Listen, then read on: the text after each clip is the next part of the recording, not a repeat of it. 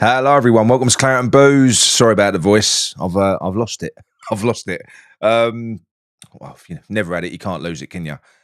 Just had a brilliant day out at Aston Villa. So took my son. Bit of a last minute thing. Asked someone if they could sort me out with some tickets yesterday. Thank you very much, Kerry, for getting that sorted. Well, I met down on in the Barton Arms in Aston Villa, and it was just a brilliant day. Travel both ways was a dream as well, which never happens on a match day. The only issue that I had was the park was about a mile away from the ground afterwards. So following my son, who walks at about 100 mile an hour, was not easy. It weren't easy, but no, it was a really good day out. I'm going to talk about the game now. I'm just trying to bear with me a minute. I'm going to put your comments up now. Just stick that up for me there. Um, Hello, Bubbles a Bear. Hammers Mikey. A metaversal threat. You all right, mate? Yeah, I thought it was a reverse of the first game against Villa, wasn't it? So we turned up in the first half, and in the second half it went to pieces. But that was probably that was mainly due to the injuries. I think I was terrified after 10 minutes because Villa could have had two or three goals because the lineup was a bit strange. I was thinking that Wan-Bissaka was going to be in the back three and Soufal was going to be the right wing back because I do think that Wan-Bissaka is our best defender, and having Soufal and Cresswell in the back three scared me. We was very slow, really slow initially. Villa played really well. They was cutting through us at ease. They probably could have had two or three goals in the first 10, 15 minutes, I thought. But then I don't know what happened. I don't know whether you lot can explain to me because I haven't watched any fan channels or anything. I've been listening to gangster rap. My son was in control of the playlist on the way home, all the way back. So I've got a headache as well. But I don't know what happened, whether Villa went to a counter attack after they scored or Potter made a tweak because for the rest of that half, so the way I saw it, Aston Villa had that period where they scored a good goal. I mean, Soufal got completely lost by Ramsey, but it was a good move straight through the middle of us. It just cut us open, Again, it made our midfield look a little bit anonymous, but it was a good finish from Ramsey. A little 1-2, I think it was, wasn't it? And then he beat Sariola. It was a good finish 1-0. I thought, oh no, here we go, because they could have scored before that as well. So I thought we're going to be in for a long afternoon here. But like I say, it did change. So I don't know quite what changed. I'm not too sure whether Potter made a tweak, but the flow definitely got stemmed, and we grew into that game throughout the first half as well. We weren't great in the first half, but once we got that sort of 10, 15 minutes out of the way, we grew progressively into that game. And we had a couple of chances in the sort of late in the first half, and then in the second half, we started in exactly the same way. But I'm going to talk about the ref after. But Villa were doing all they could to hold up play, particularly Luca Dean, I thought. Now, obviously, look, we can't complain because we've got our own play actor in the team in Paqueta, haven't we? And I ain't going to have anyone. Well, you can. You can moan about it if you want. I'm not going to. Everyone else does it. So I haven't got a problem with it. He was the only one in the first half that was ruffling their feathers. He was getting stuck in. He was phenomenal again. Him, Alvarez, and I'm going to give Kilman some plaudits in this one. I thought Kilman played really, really well. He made a brilliant tackle in the first half, something that I said he don't do. Stuck a finger up at me there, didn't he? Made a really good kind of last ditch tackle, and that was kind of it from the first half. That was all I saw. Wan-Bissaka was good throughout the game, but again, he got better in the second half as well. But I kind of, I enjoy what Paqueta's doing at the moment. He's running his arse off. I'm a bit worried about the injury that it looks like he picks up towards the end. But we started in exactly the same way. And like I said, Villa were basically hitting the deck every time they could to try and kill our momentum. That's what they was doing. They didn't really have any answers for us this time. So I do think that on the balance of play, overall, when I'm jumping about here, I'm tired, but I think we were the better team. Throughout the course of the 90 minutes, we were the better team. As people are putting, I've looked at the stats, I have done that, and they reflect what I saw. We created more chances, we had more passes, we had more intent. It weren't like we got the equalizer and then we sat back. That weren't the case, and we did get the equalizer. An absolutely wonderful cross from Alvarez, was it? I'm sure it was. Great cross from Alvarez. And brilliant finish from Emerson, a very unlikely scorer. So I've not checked our prediction competition yet on the Terraces, but I doubt very much anyone's guessed 1-1 with Emerson to be the scorer, because you've got to guess a score and a goal scorer as well. I'll be surprised if you have, unless someone's cheated. But no, great finish, and I think we had so many good chances in that half. I think his changes were good. They were astute. You know, I think he made the changes at the right time, bringing off Soler, who also could have scored. You know that he had a chance cleared off the line, bringing off Soler and who else did he take off? Because he brought on Danny Ings and Scholes. Emerson, wasn't it? Brought off the goal scorer and Ollie Scholes. My son said he's not the most excitable kid. For those who met him today, right? You'll testify. But with Ollie Scholes, he said that's a future England left back. He said he's got something about him. There's something different there, and there is. You know, he announced his arrival with that crunching tackle, didn't he? Was it on Matson? On Martson? He just literally went bang, and he ain't just a defender. He gets forward. He's intelligent. He links up play. That when he quick snap. Left foot whipped pass through where Paqueta almost got on the end of it, but it just got intercepted. He's a player. He's a player. Scholes is good, and I think he's making that left back berth his own. It's going to be very difficult moving forwards if he keeps on performing like that for Potter to overlook him as the main starter. I know Emerson scored today. He did, and he played all right. But Scholes is different. It's different, you know. And it's nice singing that song, you know. Ollie Scholes, he's one of our own because he is. He's from a West Ham family. He's come through our academy. It is like a little Mark Noble thing. We've got another one there with Alford. We've got another one to come back with Potts next season as well. There's your identity. There's our connection with the team that we need. You know, so it's quite exciting in that respect. It is. I was just so pleased with everything that I saw. We had so many good opportunities. Paqueta had a chance on his right foot, which he skied. Alvarez had a chance. Souček had a chance. We had so many good chances to score. Danny Ings flashed one past the post just after he came on. Duran got pocketed by Cresswell. That's what it looked like to me. You know, it looked like he was getting no change out of Cresswell. So that was that's a damning indictment on Duran. So yeah, maybe Aston Villa fans, you should have took the imaginary 57 million that we didn't offer. Do you know what I mean? He didn't really do much when he came on, did he? I think that the other guy is it Marlon, who they brought from Dortmund? He came on and sort of ran across the face of goal, just and had a shot which Areola had to save. But other than that, Areola didn't really have much to do, did he? I don't think Areola he didn't have many saves to make. They had a shot in the first half with Tillemans where he sort of flashed it past the post. I don't think they did too much more than that, really. We had more of the ball, and we should have won. You know, we got the goal at the end. The overhead kick I was fuming about because to me, from where I was standing, it looked as though he was in the air and Digne pulled him off balance. So I did think that that was going to be given as a penalty because that's what it looked like to me. It looked like he was in midair and he got weren't huge, but it's enough when you're in the edge. You know what I mean? But yeah, I think Paqueta was brilliant. Just under 500 views, but only 70 likes. Thank you, Alec Bassendale. Thank you very much. Yeah, if you wouldn't mind, drop a like on the video. That isn't the love heart. You come out of the live chat and press a thumbs up on the video like you would for a pre-record. It does really help us. No, I was the team looked happy. The effort levels were brilliant the whole way through. I thought Kudus put in a real shift today. Kudus was absolutely fantastic. I mean, he's not getting much output by way of creativity or anything like that. But today he was tracking back. He was working his arse off. And as a lot of people are saying at the moment was Wan-Bissaka. Fucking hell. Jesus. He's not right. He's not right. They should play when he's chasing back and chasing it. And do you know when there's an attacker and he's behind them? They should play the Jaws music loud on the fucking PA speakers because he's dangerous. I'm telling you, you can't get past him. And if you do get past him, you're fucked because he's coming for you.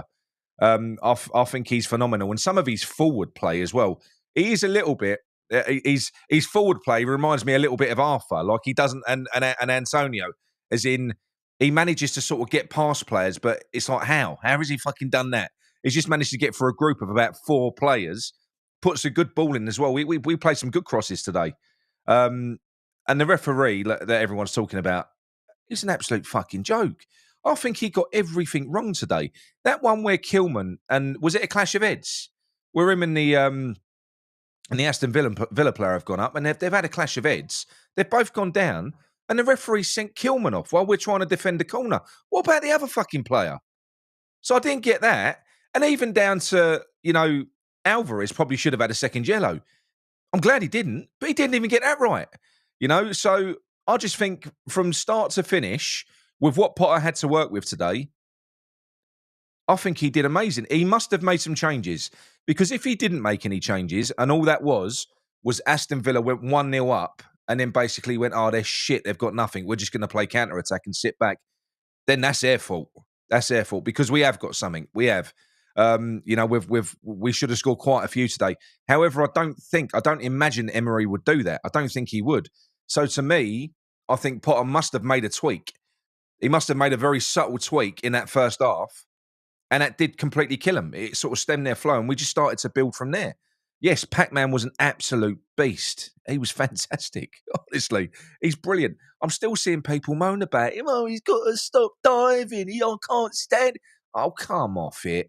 We're seeing it all the time from he basically with Pac-Man is win at all odds. Honestly, I mean, Luca Dean could have killed him with that elbow. Did you see it? I've seen the replay. It was lethal.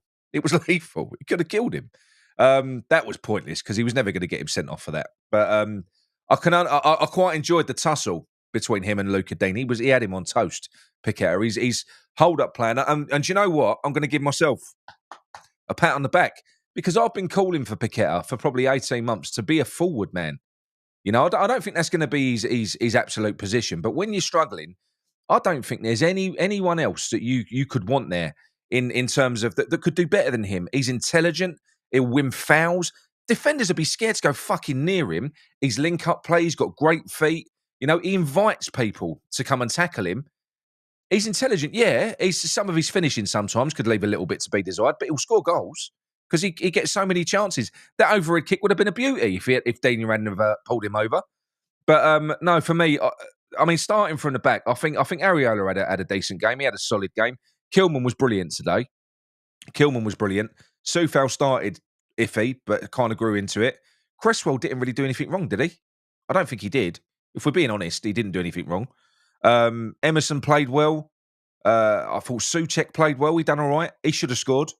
When you consider his main attribute is being an aerial threat and clinical in the box, that cross, that was an opportunity for him. He probably should have buried that. But he ain't the only one that missed chances today. But he was good. So there was nothing wrong with Souček today. I thought Alvarez was just an animal. He was an animal. I love him. He is mental. I mean, probably should. I think he should be hooked off once he's on a yellow. That's what I will say. But what he brings you is tenacity. And we played in such a way where we had structure today so that it allowed Alvarez to be Alvarez. So he can go in and be rash. He can go in and fly into tackles. He can do... And that's another thing. He made some beautiful tackles today. That was right in front of me, clean as a fucking whistle, and he got the ball. Referee was blowing for a foul. I know he goes in a bit aggressively, but he won the ball on each and every occasion, and still, foul. Wanker, that ref. But no, I would definitely pull him off when he's on a yellow, because I don't think he's got the ability to tone himself down. And you don't really want him to, because I think he's at his best when he's being Alvarez, that kind of aggressive player. And when you've got players like, look, I'm not even being funny. I did call it, actually. I said Irvin's got to come on for Alvarez, and then he did. And Irvin does a decent job, doesn't he? He's a good bench player. He's a bit of a jack of all trades, master of none, but he does nothing wrong. He's a really efficient player. I don't think he's ever really done anything bad. If anything, that game against Liverpool when he came on late, he put in the best cross of the game. So I think he's a very good player to have. If we've got him and you've got other players, there's no reason to leave Alvarez on there when he's on a yellow card in a high-intensity game, because bad things are going to happen. They are. They're going to happen. I just think it was good all round. I think Potter got it. He got it. When you consider he's getting no help whatsoever from this board, he really isn't. We're down to the bare bones. And you saw the post that I put out last night. I'm feeling very down on West Ham at the minute, because it feels like we've finally gone and got the manager that we want, and we've got a real good foundation of players that we want to keep hold of. And the only way we can really keep hold of the bulk of these players is if we do something. They're not going to be happy existing at West Ham if we're just hovering in the bottom of the league. They're not going to. They're going to want to leave, and then we're going to have to rebuild. But I don't think we have to rebuild. I think This guy doesn't have to do what he did at Brighton. We don't have to wait, strip it all out and start again. We've got the building blocks to push on. Only a few key pieces are required to turn us into a little bit of a force in the Premier League. And I'm not talking about winning the league, but I'm talking about making us a team that regularly challenges for European places. That was Aston Villa today. They're in the Champions League. You know, we're decimated with injury, and we more than matched them. We more than matched them. So on the right, we've got the right man in the dugout now, but we just need Sullivan to back this guy. We do. I'm just so concerned that he's not going to. I mean, the only thing is, I'm kind of starting to rate this guy so much, Potter. I'm starting to rate him so much that I don't think he'll fail to the level that maybe Sullivan might expect him to, because I don't think he will. I think we're going to get results. We're going to get good performances. Because today, if we'd have lost that game today, if they'd have nicked it at the end 2-1, I would not have been in any worse mood than I am now. Because I just want, especially when you go to a game, you just want some sort of enjoyment factor. You want to see your team leave everything on that pitch. And there weren't a single player in that West Ham team today that weren't blowing out of their arse. They gave everything today. They're buying into exactly what Potter's telling them to do. It's fantastic, and it feels like we're all as one. Certainly, as an away fan, that's how it feels anyway. You know, I can't really comment too much on the home games because I've only been to a few this year, and I'm not intending on going back this season. To be quite honest, I might go back next year, but I'm trying to sort of rebuild my love for West Ham again. So I'm staying away from the bowl. I'm going to away games, and and I think I'll be one back round again. I think for most people, it just is a bit of a rebuild, isn't there? For West Ham as well, and I think this guy will do that. I think he can galvanise our fan base again. And you know why would you not go out and acknowledge the fact that you've been fuck lucky, Sullivan, because we've actually employed a manager that, fair enough, you didn't want, but he's the right man. We've now got the right man that can probably take us places with a bit of investment. Just do it. Give him something. Give him a little bit more. He's given Alford minutes. He's embedded Scholes into that first team setup. Now that's a first team player. Now he ain't going to come in straight away because obviously there is a hierarchy. There is, but we can all see Scholes is taken over from Emerson. That is going to happen, right? He's a brilliant player, and we've got more players of that level as well. And we've got a manager now that will acknowledge talent, nurture it, develop it, bring them through. Robin Pack is back. He was amazing today. He was amazing. And I'm so concerned that he got the problem with his hip. And do you know how much he loved it as well? Because obviously he pulled up, didn't he? And I was like, oh no. And I thought he's going to go off. And he sort of loosened himself up. And then they was going to take him off. You could see it. But he looked over at the bench and he went, no, like that. No. He wanted to finish that game. He did score. We got the disallowed goal at the end. You know, he did it. Fucking so brave. Paqueta, that was like a captain's performance today. It was. As much as I love Souček can't go bollocking Paqueta and Kudus and players like that. You know, he's probably one of our least talented players. So we had leaders all over that pitch today. We had leaders in defence in Kilman, Wan-Bissaka as well. Just an absolute beast. He really is. You had Souček played well. Alvarez was just dominant, but Paqueta was leading the team from the front, and it was just a joy to behold. And we deserved to win it. We deserved to win it with a decimated team against Aston Villa, who could bring on the 80 million Duran, which is apparently what he's going to be going to Saudi for. The fucking, you know, all of these players, Buendia, Marlon, they're bringing all these players on. We're bringing on fucking Andy Irving. We're bringing on Andy Irving and Daddy Ings. And they couldn't lay a glove on us. They couldn't lay a glove on us. And that is testament to the brilliance of the man in that dugout who's only had 2 weeks with this team. So it is bit by bit. I think I've got to get this transfer window out of the way because the frustration is killing me. It is. So once it's out of the way, at least we either sign someone or we don't. But at least then we know what we've got to work with. And then I can just kind of get on board with just backing this guy. I think the fans, the feeling that I got around, because I met so many fans today, Princey, Pricey, Dave, Kez, the lovely Kerry who I had a drink with in the Barton Arms. The list was endless of people that I met today and had a good chat with. It was brilliant. And I was surrounded by good people as well in the stadium. everyone is really excited about Potter, and they're almost uh, they're accepting that this is going to take time. So this is a thing. I don't think if Sullivan, because a lot of people are sort of speculating, me as well, is that Sullivan's ego's been hurt because he didn't choose this guy. He failed with Lopetegui, and there probably would be a part of Sullivan that would like him to fail, so he had an excuse to get rid of him. Maybe if he didn't meet the criteria that he needs to meet in order to sort of stay here long term. I know he's got a 2.5 year contract, but there are KPIs embedded in this deal, so there's probably triggers in there if he doesn't hit certain targets where they can get rid of him. So there probably is a little part of Sullivan who's a little bit bum hurt at the moment because he looks like a dickhead with Lopetegui, and he probably would like to be able to say, ha ha ha, see, you don't know what you're doing either. I don't think he's going to get the chance to do that. So Sullivan, you might as well jump on board. This is your club. It's your money at the end of the day. This geezer's going to make you money. He's going to fucking develop players. He's going to develop your assets that you bring in. We're all going to have a fucking good time. I just don't see why I just really hope I see him bring some players in. I do. Because it just feels like we're almost there. We're almost there. But no, an absolutely wonderful, wonderful day today, which I enjoyed with my son Ben, and everyone else that I was out with. No, it's just a nice feeling. A nice feeling, you know. I think we did really well. Any news on transfers? I'm going to do a show tomorrow, so there is some news. There is some news, but I'm not going to ruin your mood. All right. So actually, look, it's not all bad. It's not all bad. But I'm not going to talk about transfers tonight. Just going to concentrate on the football. But anyway, what were your thoughts, people? In the chat, it looks to me like it's mostly positive. Mikey, what about yourself? I mean, you're one of the more scathing West Ham fans, you know, and that's coming from me, Mister Grumpy. Was you pleased with what you saw today? You can't not be impressed. You can't not be impressed with what we saw today when you consider what Potter had to work with.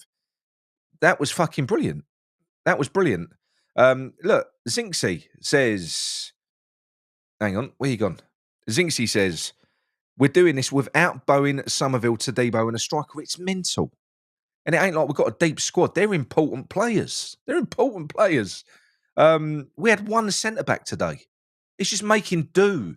But they're all so well coached and so well drilled and have such a good understanding of what the job is, it doesn't really matter. Do you know what I mean? What have I ruined? What have I ruined? Garino, tell me what I've ruined. I haven't said a name, have I? Please tell me I haven't said a name. Fuck's sake, I'm tired. I hope I haven't anyway. No, there is some good news. There is. But yeah, no, there's nothing to sort of nothing's happened, you know, today. It's just more shit, more negotiations, more stuff like that. But yeah, everyone's saying the same thing. So we've got the lovely Amanda in there as well. We've got Bear. That's Brian, actually. Good team performances, especially second half. Paqueta was a star of the show. He was. He's the man. Paqueta is the man. He is. And I've been sticking by him this whole way through. I have. You've got to give me credit for that. You have. You know? Bear says, Nick, ruin our mood. Bad news or... No, well, it's not really news yet. I would say more like bad... yeah, because nothing's happened. No, I'm not going to frustrate you all. I'm not going to. All right? Not tonight. The effort was fantastic today, John. It was brilliant. And do you know what? I've got to say as well, a shout out to the Aston Villa fans as well, because do you know what? We've got, for some reason, I don't know why, it's probably because of the Duran stories. We've got a lot of Aston Villa fans that follow us in this forum, and whenever they comment, Everton fans are similar. And whenever they comment, they're always nice, sort of well thought out. They're not narky. Because Aston Villa are riding the crest of a wave at the moment. They're in the Champions League. They could be really fucking smug and arrogant, but they're not.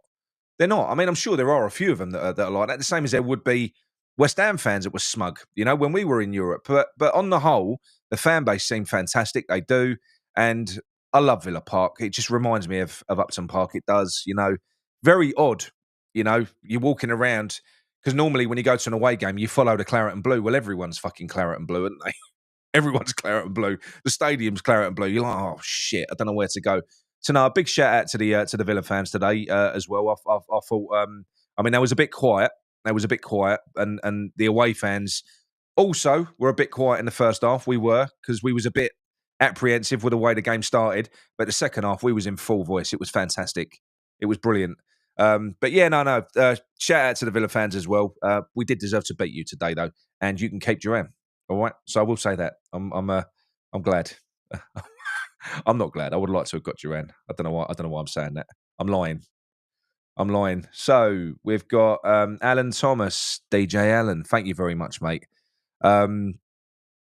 You've dropped an emoji in there, haven't you? You haven't typed that. Pear character holding his belly, laughing out loud. Thank you very much, mate. So what we got here then? Hammers Mikey says, pleased with some of the second half performances, Nick. Paqueta must stand out. AWB got better in the latter stages as well, but I'm convinced with... You're not convinced with Snotter yet. Time will tell, but my gut says, meh. Well, what more did you want from what he could... Who do you think, what manager in world football do you think would have done better with that group of players that he had today? You've got to look at that. When you look at him, he's been in here for 3 days. We're now seeing Ollie Scholes, who looks like he's basically, he's going to be a permanent part of our first team setup now. We've brought him through. I think we can be confident at Alford. We're going to see the same. He might have to go out on loan first, but he's going to be part of that team. I think Potsy will come back in next year because he's a little bit further along in his development. But I'm just seeing, and to top it all off, right? To top it all off, Tottenham lost today. They lost again. They lost against Molester City, as expressions called them. They went 1-0 up, didn't they? They've lost again, and they still ain't sacked him. I hope they keep him till the end of the year, bearing in mind that he's a manager that I wanted. I'm very glad we didn't get him now because he is definitely... He's the polar opposite of Moyes, who's only a one-trick pony. He's a one-trick pony as well, but going the other way.